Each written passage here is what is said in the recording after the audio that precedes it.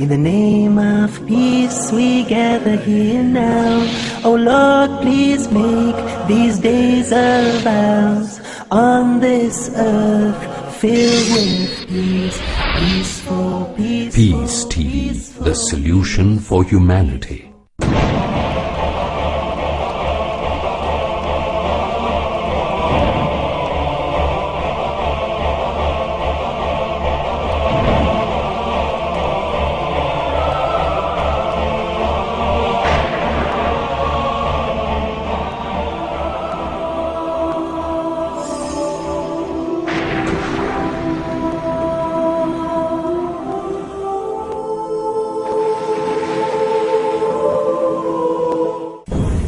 Prophet said, whoever calls to nationalism, to tribalism, is not of us, not a true Muslim. So Allah puts it on the same level.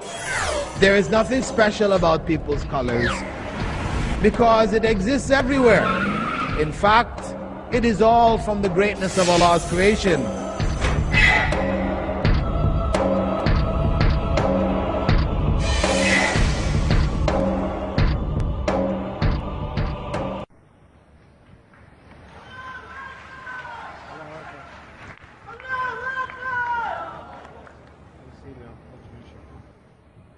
Ladies and gentlemen, Dr. Abu Amina Bilal Phillips.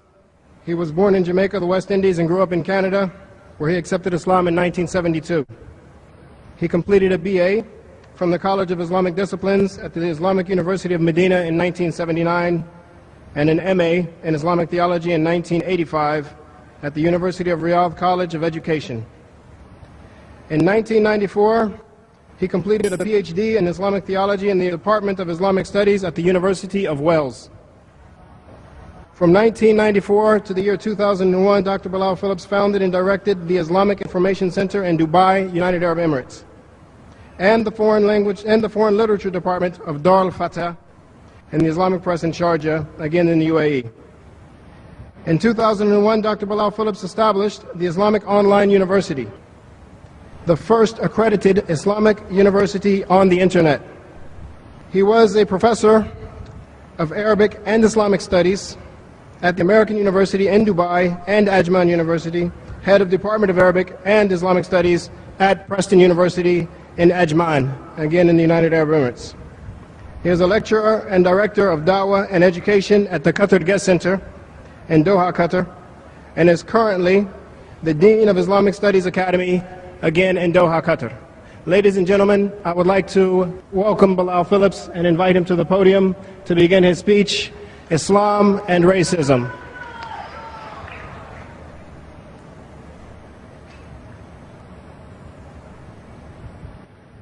Alhamdulillah, wassalatu wassalam ala Rasulillah. All praise is due to Allah. May Allah's peace and blessings be on the last messenger of Allah. This conference, Peace, the Solution of Humanity, has, as a part of the issues it must address, is that of racism,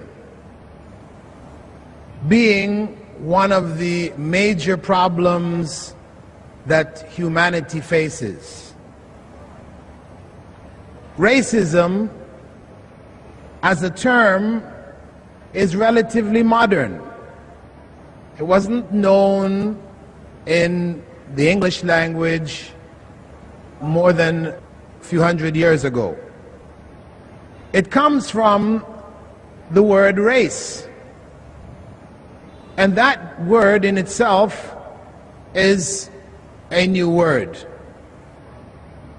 It refers to the major divisions of humanity based on particular physical characteristics. This is according to the Oxford Dictionary.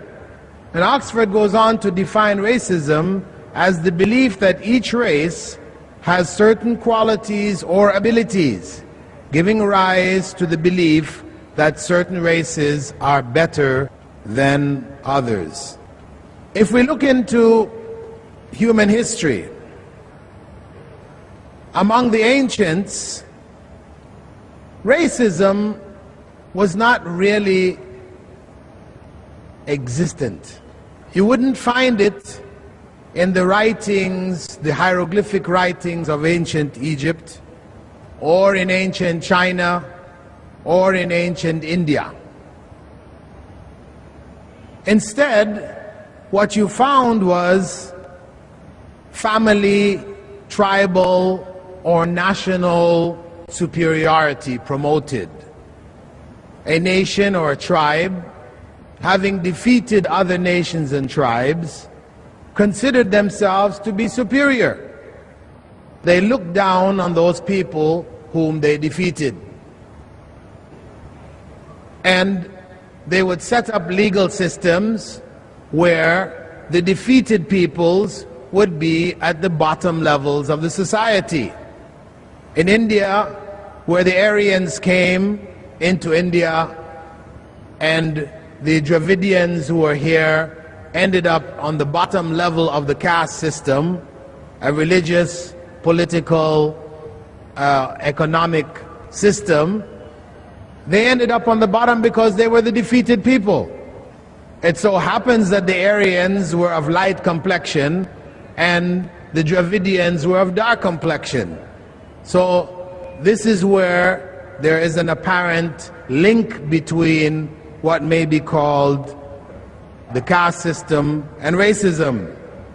In China, for example, the Chinese people, those tribes or races which they defeated and subjugated, they were held on lower levels in their society. They may have inducted them into the army and used them as a part of their workforce, but they didn't have a specific concept of color, for example, as being a distinguishing characteristic of race. Similarly, Egypt, the ancient record shows that the Egyptian people were a mixture, a blend of colors of people, and those people who became the slaves and the lower levels of the society were the defeated people, whether they may have been light complexioned people like the people from the Syrians, from Iraq area, etc., or they were from the south, from the area we now know as Sudan, Ethiopia, these areas. So the people who they ruled over were of varying colors. They didn't themselves identify themselves based on color. So the rulers of ancient Egypt were of different colors. So it was more an issue of nation. You being an Egyptian, a born person of that nation, from that family or the tribes that created the Egyptian nation, you are superior to those nations that were defeated. In modern times, when this term of race and racism evolved in the English language and other languages, we find that it became a justification for European colonization of the world. As people spread out from Europe into Africa and into Asia, and they met with other civilizations and they defeated these civilizations, they sought to ideologically identify these civilizations as being inferior to their own, and to justify their enslavement of these people and the destruction of their civilization. They developed this concept of racism, and supported it with the evolutionary theory. So if you see the writings in the 19th century of the evolutionists, or those who were promoting evolutionary theory, especially in the 19th century, and you see the charts which they created of human evolution, you'll see on the lower level of the charts, for example, apes, monkeys, chimpanzees, baboons, And then after that, you will see black peoples whose skin complexion were black. Then after that, then there were Chinese people. And then after that were the UN people who were at the top of the evolutionary tree. That's how they portrayed it. So this was a part of an ideology used to justify the subjugation of these people, that they may be elevated through that subjugation. And in time, of course, it produced some of the most worst examples of racism in history, whether in the United States of America, and I'm sure you're all familiar with the various images, etc., that are shown of it, the civil rights movement, response, black American response, white American response to it, to slavery, also in South Africa, the apartheid system. You know, these are obvious, you could say, children of the early racism of the colonial peoples. If we come from there to the Islamic view, because when we're looking at Islam and racism, we have to look at the Islamic view in this regard. And the Islamic view, first and foremost, comes from the Quran. This is our major source of understanding or definition or clarification as to what is the view of Islam on anything. We start with the Quran. What we find in the Quran are general verses which talk about the variety amongst humankind in such a general way as to make the reader or the listener understand that it is just a part and parcel of the greatness of Allah in His creation.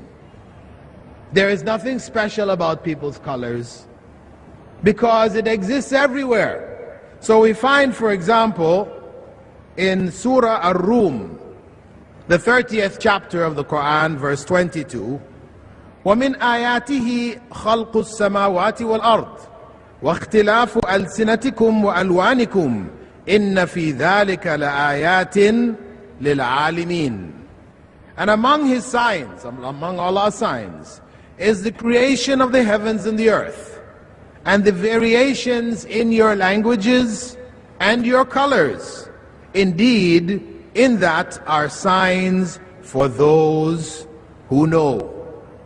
In that are signs for the knowledgeable, the scholars, al-alimin. We also find in Surah Fatir, the 35th chapter, verses 27 and 28, أَلَمْ تَرَ أَنَّ اللَّهَ أَنزَلَ مِنَ السَّمَاءِ مَاءً فَأَخْرَجْنَا بِهِ ثَمَرَاتٍ مُخْتَلِفًا أَلْوَانُهَا. Can you not see that Allah sends down rain from the sky, and I produce from it fruit of various colors? وَمِنَ الْجِبَالِ جُدَدٌ بِيضٌ وَحُمَرٌ مُخْتَلِفٌ أَلْوَانُهَا وَغَرَابِيبُ سُودٌ. And from the mountains, red and white streaks of various colors and jet black. وَمِنَ النَّاسِ وَالدَّوَابِّ وَالْأَنْعَامِ مُخْتَلِفٌ أَلْوَانُهُ كَذَلِكَ. And likewise, among people, animals, and cattle, there is a variation in color. إِنَّمَا يَخْشَى اللَّهَ مِنْ عِبَادِهِ الْعُلَمَاءِ إِنَّ اللَّهَ عَزِيزٌ غَفُورٌ. It is only the scholars, the knowledgeable, those who know among His slaves who truly fear Allah. Indeed, Allah is almighty and oft forgiving. So in these verses, as I said, Allah points out these variations in colors as existing in the mountains.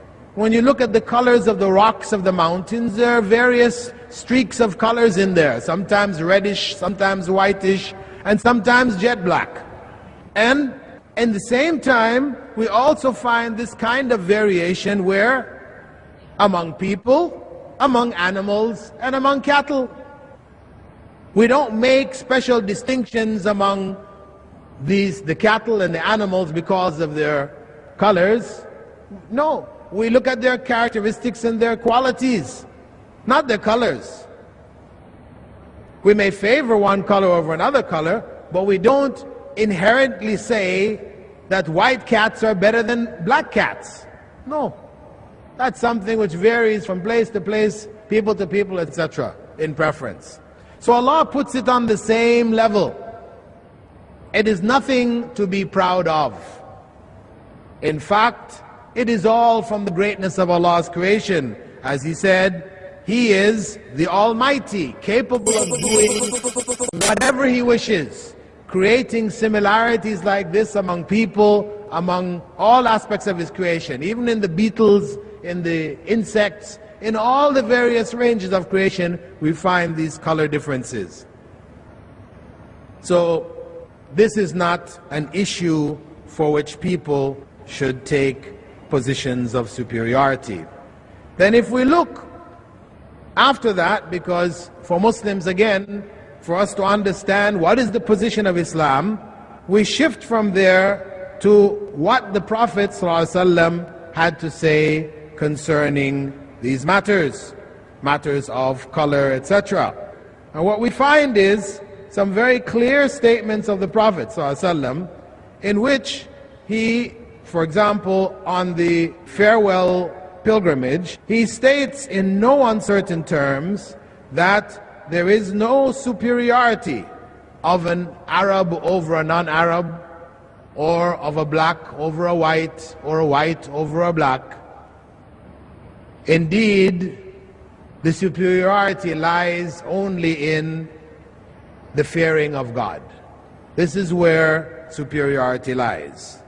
And the Prophet ﷺ also instructed people, saying, with regards to their ancestry, let people stop boasting about their ancestors. One is only a pious believer or a miserable sinner. All men are sons of Adam, and Adam came from dust. That's the bottom line. All human beings have a common origin.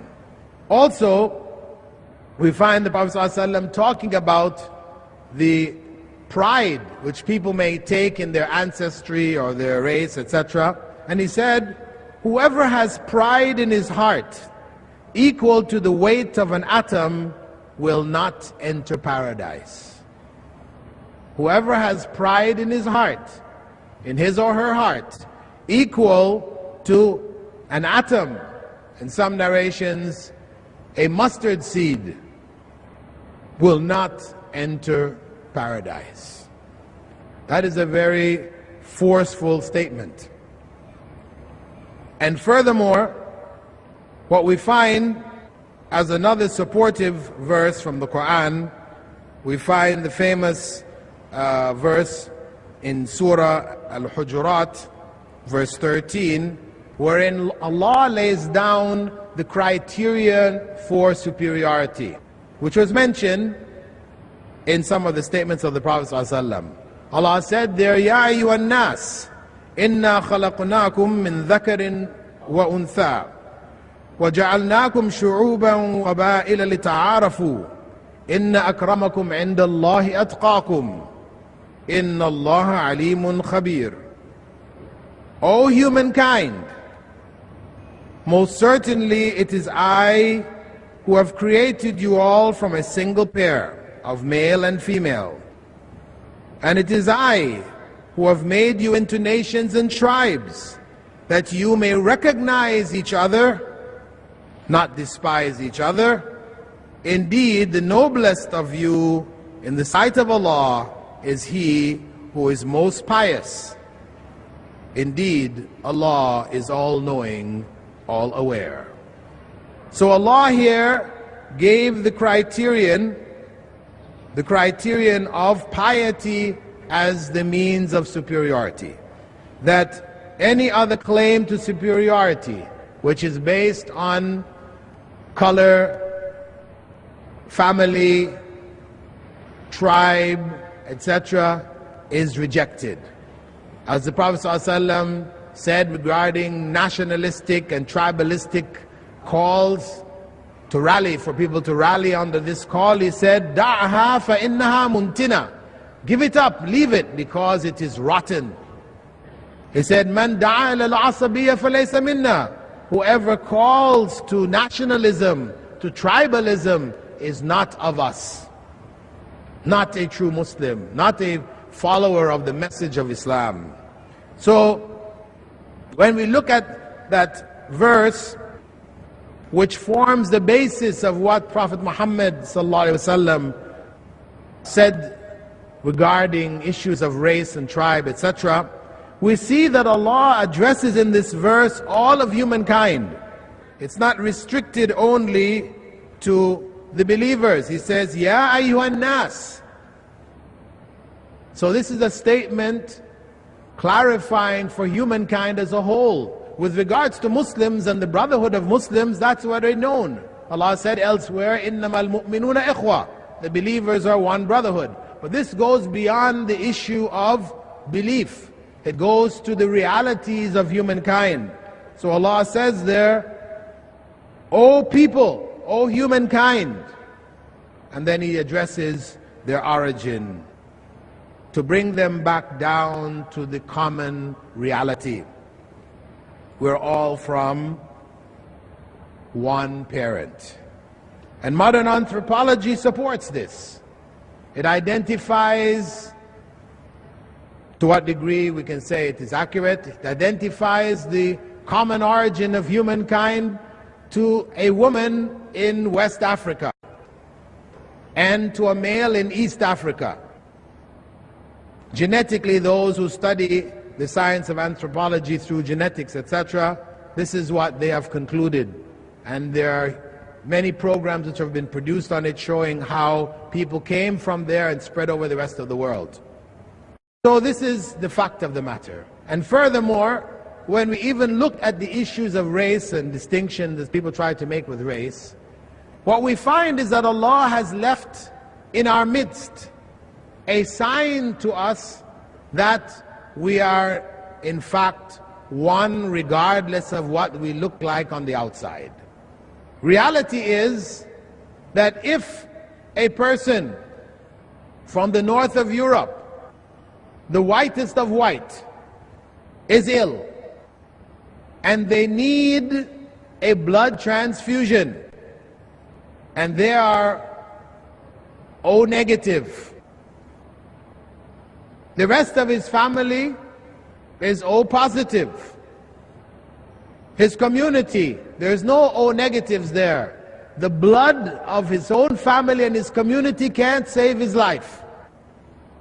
However, somebody who may be the blackest of black, from the south of India, that person who looks the complete opposite of that person from the north of Europe, whitest of white, but that person from the south of India, blackest of black, who is O negative, his blood can save that man's life.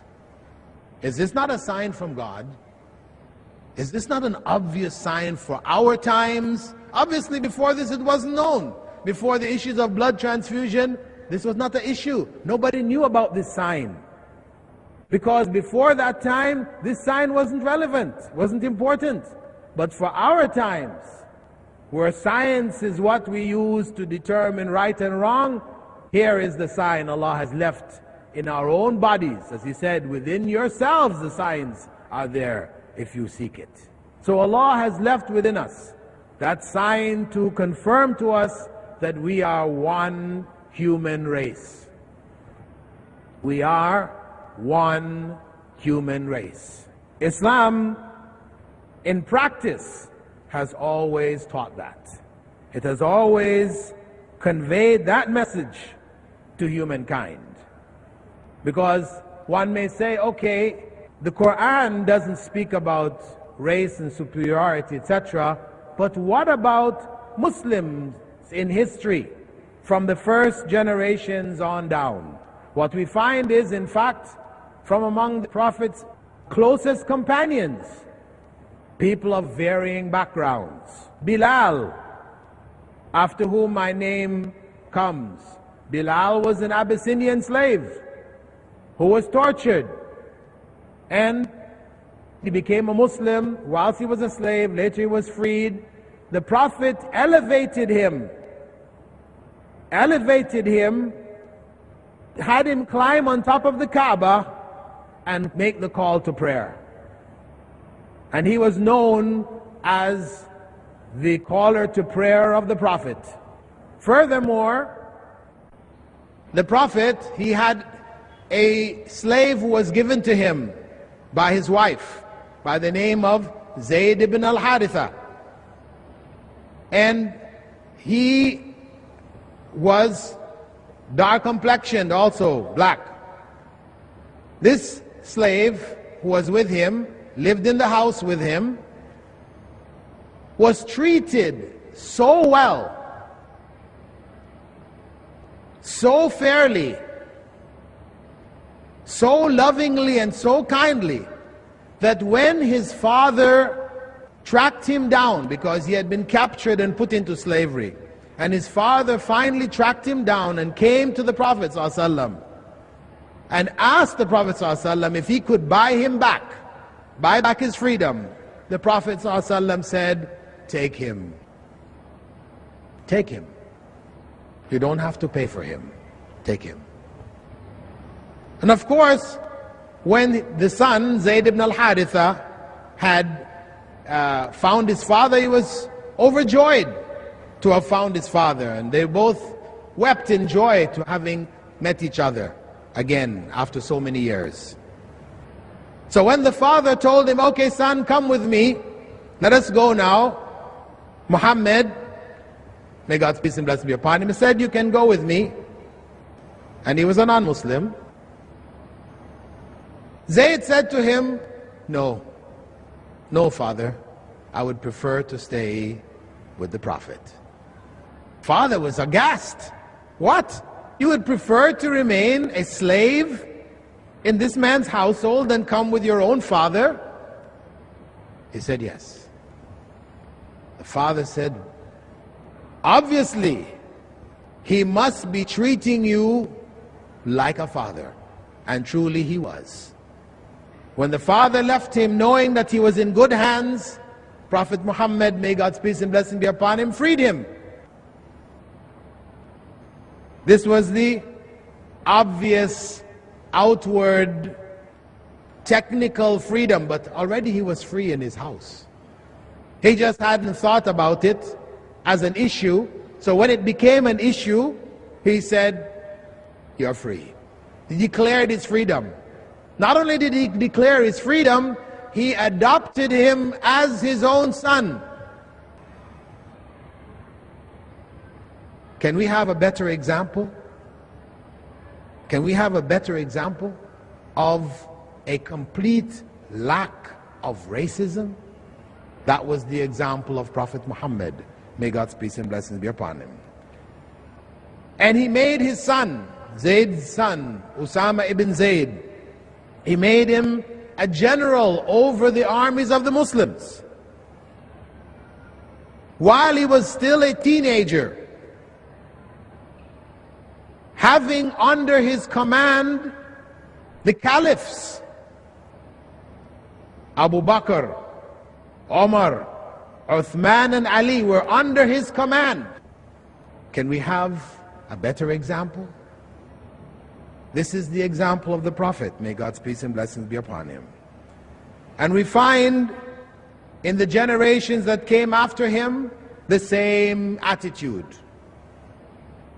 After the Prophet died, may God's peace and blessings be upon him, and issues arose in Arabia while Abu Bakr was the first caliph leading the Muslims, and people started to grumble about Usama being the leader of the army because he was young.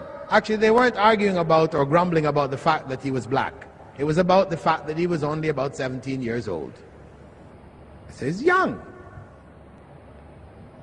But Abu Bakr said, I would not change anyone who has been appointed by the Prophet ﷺ. He wouldn't touch it.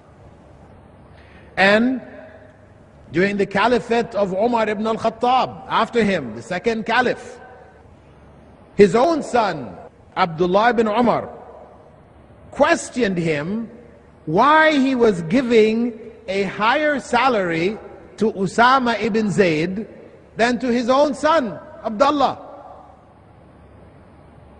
Why? So, Omar answered what? Omar said, radiallahu anhu, my son, I do so because I know well that Allah's Messenger loved Usama's father more than he loved your father. You hear that? Because I know well that Allah's Messenger loved Usama's father, that's Zayd ibn Haritha. He loved him more than he loved me, your father. And he loved Usama more than he loved you. So Umar ibn al-Khattab didn't consider for a moment any change in the status which Prophet Muhammad ﷺ had afforded Zayd ibn al-Haritha and his son Usama ibn Zayd. And on one occasion, when people were speaking about Bilal, he said, Bilal, this is Umar ibn al-Khattab again, speaking about Bilal ibn Rabah, saying, Bilal is our master. And he was emancipated by our master Abu Bakr. Abu Bakr is the one, first caliph, who freed him. And he referred to him as Bilal is our master. He didn't hesitate to do that. But let me say at the same time that the companions of the Prophet, may God's peace and blessings be upon him, were human beings. And there were a rare few occasions when some of them did express some prejudice in this regard. And on one occasion, Abu Dhar ibn al-Ghaffari, who the Prophet ﷺ promised would be among the people of paradise, Abu Dhar, in a fit of anger, he called Bilal, in a negative sense, you son of a black woman. In a negative sense, he was the son of a black woman, in reality. But he used the terms in a negative sense. When the Prophet ﷺ heard that, he turned to Abu Dhar and said, Anta rajulun fika al-jahiliyyah. You are a man in whom the beliefs of the time of ignorance remains. There is ignorance in you. And he was very angry. These are the times when the Prophet ﷺ was angry, and it was visible in his face. Anger over injustice. So when Abu Dhar realized that, realized the error, because these things happen, comes out of people's mouths without thinking, he immediately put his head on the ground in front of Bilal and said, I will not lift my head until you walk over it. And in those days, one might say, what's the big deal about walking over somebody's head? This was a symbol of humility. You have been humbled, so much so that your master, those who are over you, walk over your head. Bilal said, no, it's okay. No, it's all right. You know, I know you have made the error and you are repentant. You know, I don't hold you for it. You don't have to do that. Please don't. In fact, Bilal refused to step over his head. Abu Dhar refused. He said, by Allah, I'm not going to lift my head until you step over it. Meaning, if you don't, I'm going to be lying here for God knows how long. So in order to relieve him of that guilt, to help him relieve himself of that guilt, Bilal walked over his head. This happened among the companions of the Prophet. May God's peace and blessing be upon him. In the generations to come, what we find is a variety of examples when we look at the great scholars of Islam. Those who studied under the companions of the Prophet, may God's peace and blessing be upon him, known as the Tabi'un. Many of them were former slaves who were black. Slaves from varying other backgrounds, non-Arabs. And they were narrators of the traditions of the Prophet ﷺ. They were the teachers of Abu Hanifa, the teachers of Imam Malik, the teachers of Ahmad ibn Hanbal and Ash-Shafi'i, the great scholars of Islam. They were their teachers. And they were their students. And on down through the generations. And this is how Islam has been. It showed practically that there really is no superiority based on color or race. The leading scholars of hadith, for anyone who studies the science of hadith, which is the second most noble science after the sciences of the Quran for any Muslim to study. The leading narrators, compilers of hadith were non-Arabs. Ibn Majah, An-Nasa'i, Al-Bukhari, and so on and so forth were non-Arabs. And this has been the tradition. And we can find in our times people seeing that and being moved by that to become Muslims. For example, in the statements of Muhammad Ali. Muhammad Ali, formerly known as Cassius Clay, the boxer from America. He said, the pilgrimage to Mecca was an exhilarating experience to see people belonging to different colors, races, and nationalities. Kings, heads of states, and ordinary men from very poor countries, all clad in two simple white sheets, praying to God without any sense of either pride or inferiority. It was a practical manifestation of the concept of equality in Islam. And after him, Malcolm X, actually before him, Malcolm X, he had observed the same thing when he went on Hajj. He came back saying, never have I witnessed such sincere hospitality and the overwhelming spirit of true brotherhood as is practiced by people of all colors and races here in this ancient holy land. The home of Abraham, Muhammad, and all of the prophets of the Holy Scriptures. For the past week, I have been utterly speechless and spellbound by the graciousness I see displayed all around me by people of all colors.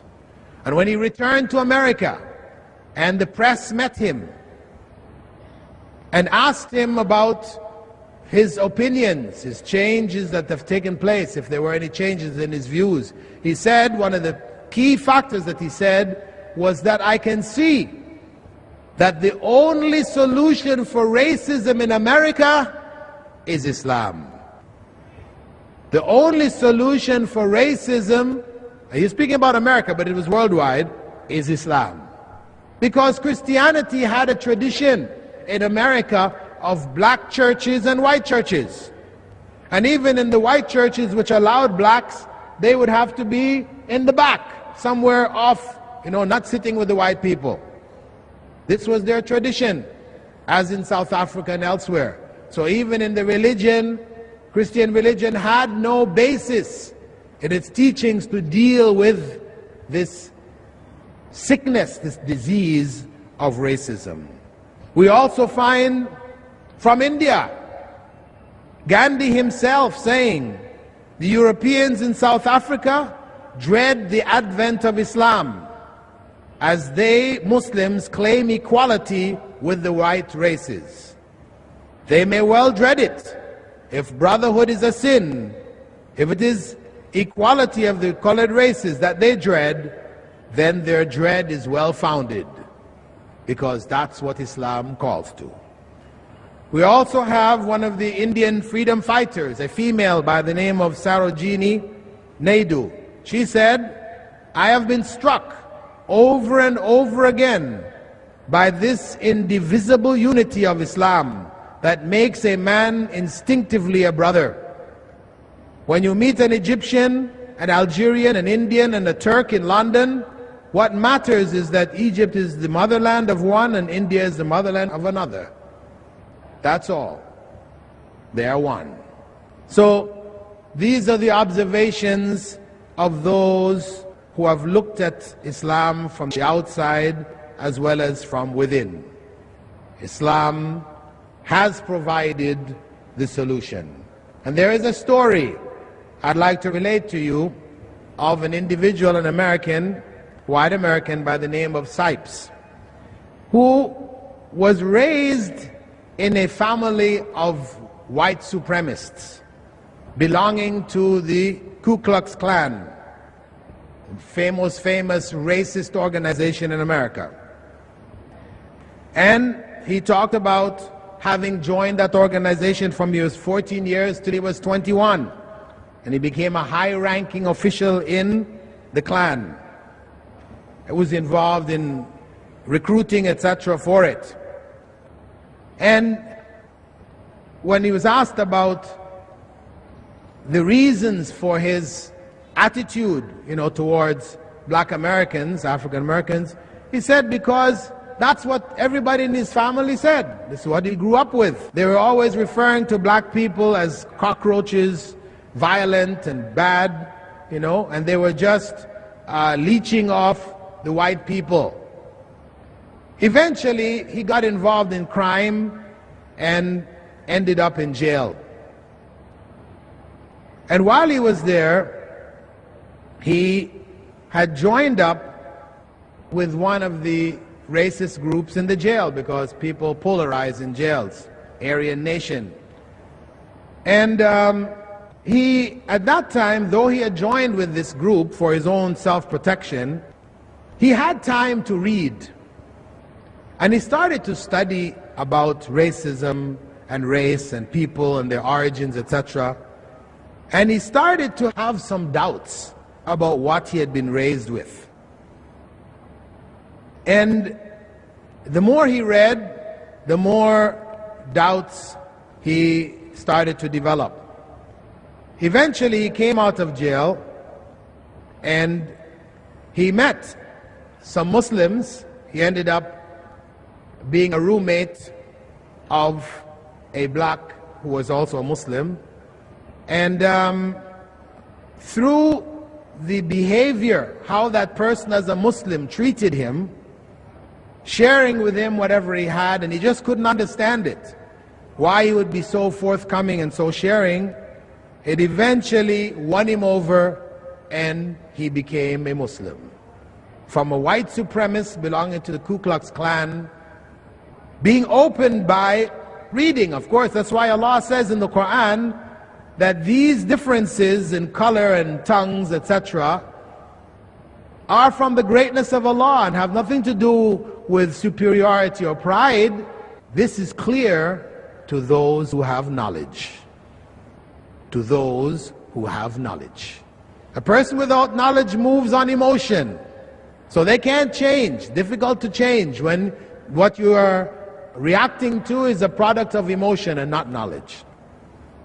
And this is why, from the Islamic perspective, back to the Quran again, we find in the Quran where Allah identifies there the beginning of racism. Where? In the creation of Adam. When Adam was created, the angels and Iblis, Satan, a leader among the jinn, were instructed to bow in recognition of Adam's special place with Allah. Iblis refused. Satan refused. And when he was questioned as to why, he said, أَنَا خَيْرٌ مِّنْهُ خَلَقْتَنِي مِن نَارٍ وَخَلَقْتَهُ مِن طِينٍ. I'm better than him, Adam. That man that you want me to bow before. I'm better than him because you created me from fire. The jinn are created from fire. And you created him from clay. That is that expression of racism. You see, there it is in the Quran.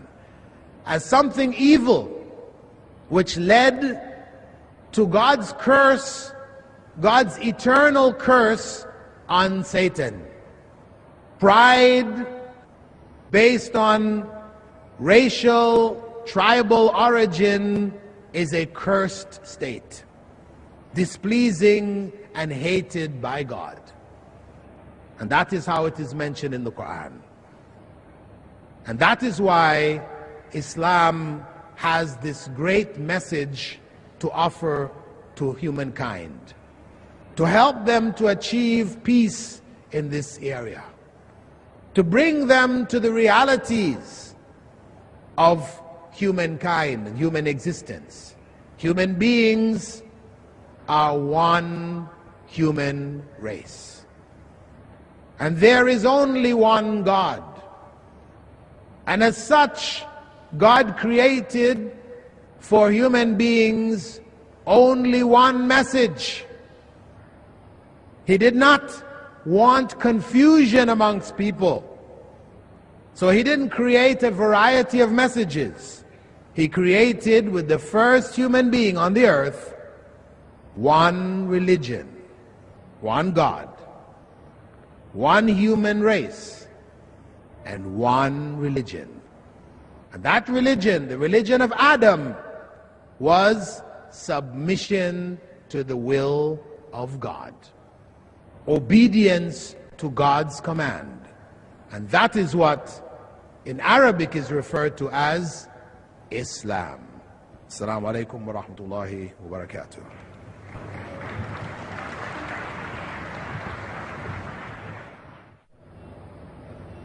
Inshallah, brothers and sisters, we will now move into the question and answer session. We encourage non-Muslims, brothers and sisters both, to ask questions, and we will give them precedence at the microphone. So if any non-Muslims are here, you will be given preference at the microphones. Please state your name and your profession before you ask your question. Thank you. You may begin, sir. Assalamu alaikum.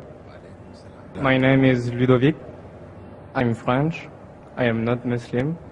And I am traveling 8 months in India. I am studying in France, but actually I take a year for me. And maybe you said the answer of my question, but forgive me if I make you repeat. But how in the Quran Allah explains the different, the origin of the different kind of human, black, white. I don't like the word race, but we are all different. And how is it possible that from one first man, common first man, there are all these differences in the humanity? Okay. Our friend's question basically is, how is it possible that the variety that we see amongst us here today, in terms of colors, shapes, sizes, colors of eyes and everything, we see all this variety, how can it come from one person? That's a good question. Well, the geneticists, those who specialize in genetics, modern scientists in the science of genetics, they explain it very easily. Every human being has in his or her genes the ability to produce every other human being. Every human being, not just Adam the first, but even you today have the ability to produce children of varying colors and shapes and sizes, etc. It's just a matter of factors which lead to the turning on of some genes, turning off of other genes. And who controls that? God. And one of the signs that He leaves amongst us are who? The albinos. You know the albino or albino? You'll see somebody from Africa, you know, from a tribe. There's one friend of mine, a Sudanese. You know, his parents are black, his grandparents are black, his wife is black, and he is white as snow. So much so his eyelashes are white. You see, this is how? This is genetic. It has to do with the genes. So Adam, when Allah created him, and this is something that the Prophet ﷺ alluded to, when he said that when Adam was being made, and he was made from clay, the angels gathered from all over the earth different amounts of dirt. Some of it white, some of it brown, some of it black. As we have all this variation in the colors of the earth, in the earth itself, that was all brought together in the creation of Adam. Jazakallah. Right here. I hope that answered your question. Now I'll go to the microphone in the back.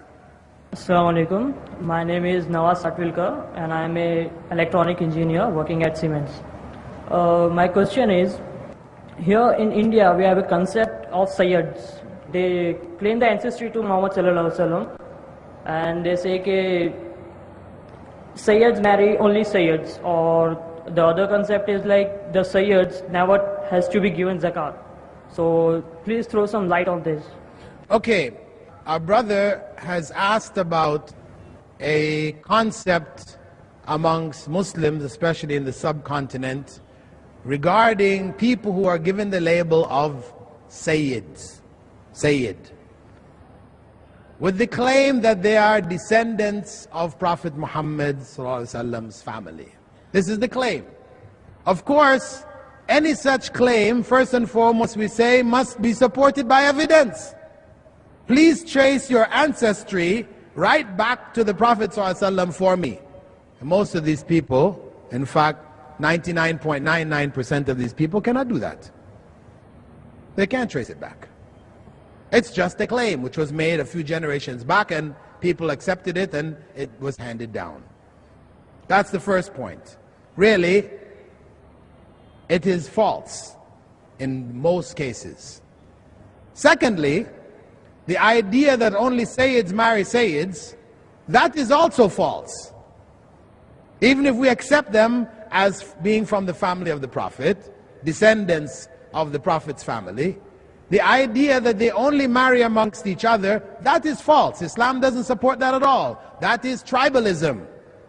And that's what the Prophet ﷺ said, Man da'a ila al-asabiyya falaysa minna. Whoever calls to tribalism, to only my family, is not of us. So even the practice among some Muslims today in ignorance, where they say you cannot marry outside of our family. You know, as an Indian you can't marry a Pakistani. Or even within, from Hyderabad, you can't marry people from Tamil Nadu. You know, this is nonsense. This is completely outside of Islam. Islam is innocent from these kinds of beliefs and ideas. Completely false. Prophet Muhammad ﷺ demonstrated that when he married Zayd ibn al-Haritha, a former black slave, to Zainab, his own cousin, who was from top families of Mecca.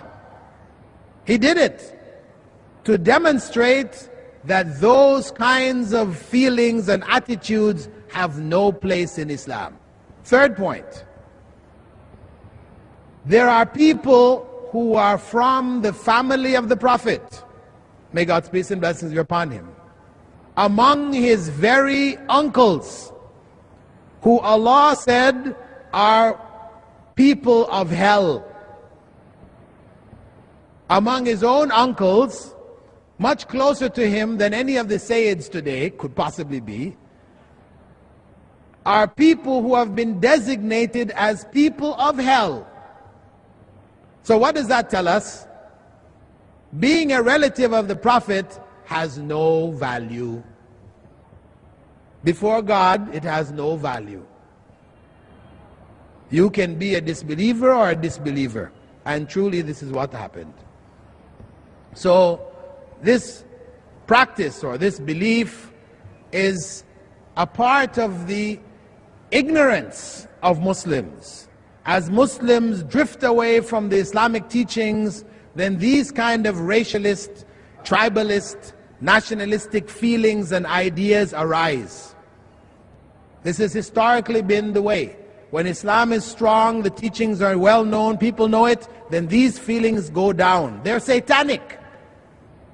No, as I gave the example from Iblis, Satan, refusing to bow, and his claim, know that the origin of racism is from Satan. It is a satanic belief. And tribalism is satanic. Human beings are one. I believe we have a question from the sister side. Sister, would you please state your question? And your name, please, and profession. Assalamu alaikum. My name is Mariam Sheikh. I'm student of Al-Mu'minah School. You mentioned in your talk that Zayd radiyallahu anhu's name was changed to Zayd ibn Muhammad after Muhammad sallallahu alaihi wasallam adopted him.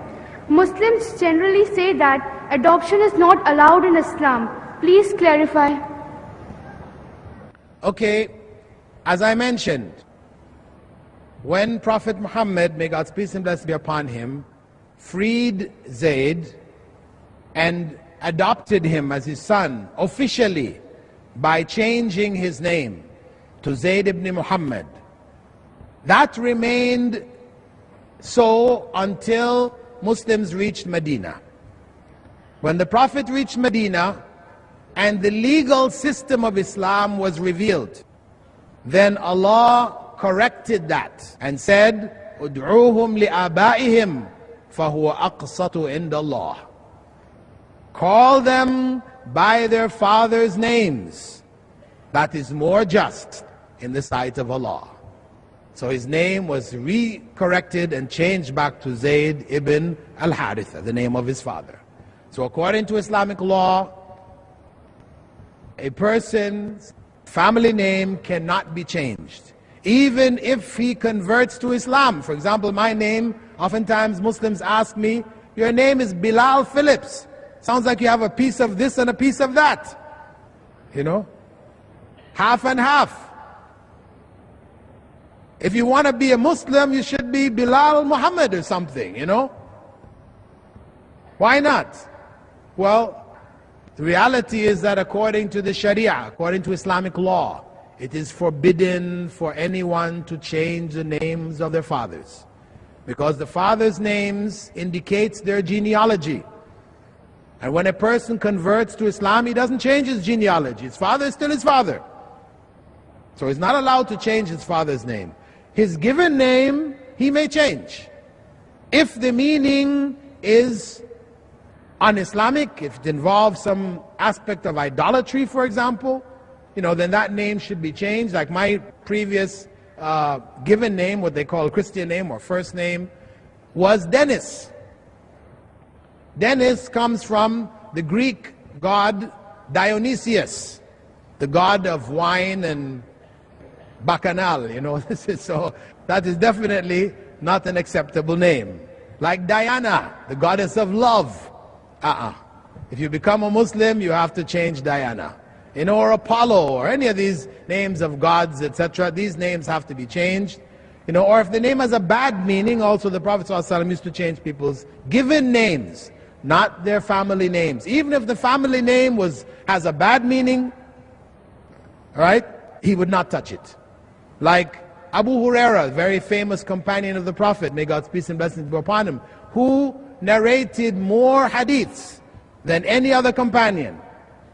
His original name was Sakhr ibn Abd Shams. Sakhr means rock. The son of the sun worshipper. His father's name was sun worshipper or slave of the sun. Now the Prophet ﷺ changed his name, his given name, to Abdul Rahman.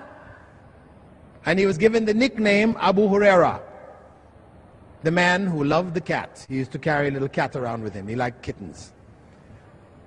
But his name was changed, only his first name was changed to Abdul Rahman.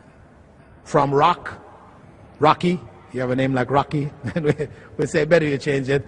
Get some name which is, more attractive, something of better meaning, etc. Otherwise, names, family names should not be touched.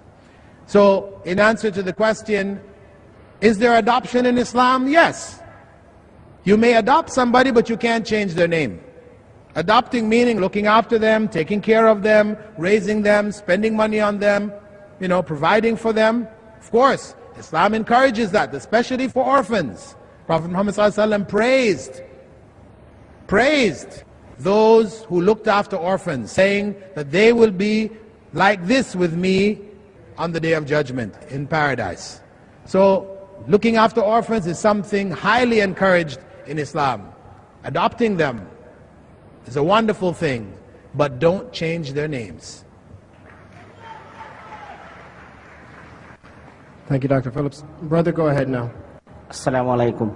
Wa alaikum salam. My name is Lim Jui Sun from Malaysia. I have a simple question to Brother Bilal Phillips. The Jew claim that they are the most superior human beings on earth, better than any other races. What the Quran speak about this? What the Quran say about the Jew? The Jew claim they are the most superior human being on earth.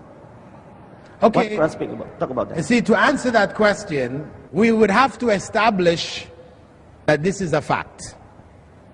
That the Jews claim that they are the most superior people on earth. So unless you can quote from me from the Talmud or from the Torah, where the Jews actually say that, then for me to answer your question is to accept your premise without evidence. Right? That is to accept your premise without evidence. But let me go on. If it were that they did say that, okay, we'll just take it. If they did say it, does it have any weight from the Quranic perspective? No, it has no weight. Allah has already stated, as I mentioned the verse in Surah Al-Hujurat, 49th chapter, verse 13, Allah says there very clearly, Inna akramakum indallahi atqakum. Indeed, the best of you, the most superior of you, are those who fear God the most. So that is the only criterion that we have. And only Allah knows who fears Him the most. He knows what is in the hearts, because obviously fear of God meaning fear of His displeasure, which leads one to do what He commands. Who knows that best? Allah, because He knows what's in the hearts. Thank you for your question. I'll take the question from the brother here. My name is J.V. Gadri. I am a Hindu. You quoted that Aryans are superior race. According to my knowledge, Aryans are not a superior race. It is quality they developed in their life for generation. That is for quality. Aryans represent for quality, not race. Well, I'm not quite clear exactly the point you're trying to make. What I did say, and I didn't say that Aryans are superior. I just said that they, according to history, came into India and conquered it. And they came from the north. They were not original Indians. The original Indians are the Dravidians. So when they came and they conquered, they set up a system with themselves on top, which is natural. Any conqueror, if he conquers, this is the normal course of history. Whenever you conquer a people, you put them under you. They're your subjects. So that's what they did. And the caste system, evolved out of that relationship, which had to do with organization for economics and variety of other reasons. This is all I was saying. But now it has become related, or appears related, to race or color. This will be the last question. Brother, please. Assalamualaikum. My name is Suhail Firfire. I'm in the field of marketing. There's a group of people I've come across among Muslims who strongly adhere to the Quran and the Sunnah. They say that the Khilafah or a ruler in Islam or amongst Muslims in the future should be from amongst the Quraysh. I went on to read some references in Sahih Muslim. I didn't get any proper explanations on that. The hadith kept saying that the ruler should be from the Quraysh. Could you please throw some light on that? Okay, this issue of al-a'immatu min Quraysh, that the imams, the leaders, should be chosen from the Quraysh. This was a recommendation attributed to Prophet Muhammad ﷺ, based on the fact that the Quraysh tribe was the leading tribe of Arabia, and that for organizational purposes, if the other tribes would not submit except to one from the Quraysh. So scholars looking at that, have concluded different conclusions regarding it. Whether it is forever or whether it is just for the first generation where that issue of the Quraysh and the other tribes of Arabia was relevant. Because after that period of time, we know in Muslim history, they weren't. Right? They weren't. So it is a point which seemed to be for political organization in the first few generations only, and not a general statement until Yawm al-Qiyamah. Okay, thank you. That was the last question, inshallah.